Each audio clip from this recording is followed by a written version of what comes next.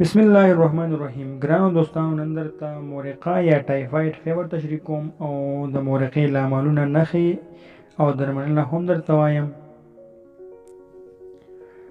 مورقه یا ټایفاید فیور د مورقې تبې ته د کولمو تبه هم وایي، چې د یو میکروب سالمونیلا ټایفي په وسیله منځته راځي.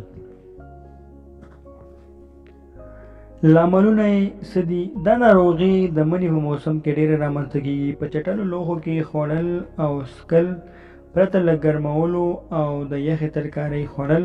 خامې شیدې د دې ناروغۍ ستر لامل دی.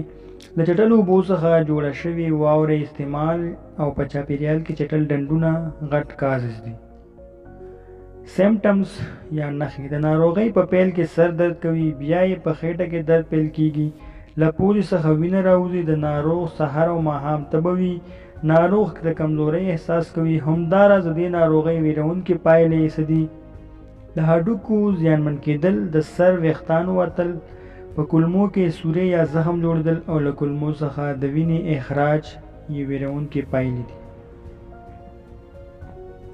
درملنه: د لویانو لپاره ټابلیټ سپروفلاکسسین 500 ملي ګرامه سحر او ماښام، ورسره ټابلیټ پیناډول وخورئ 3 ټایمه، او کلویټالیس یا کوم ملټي ویټامین شربت 2 وخته.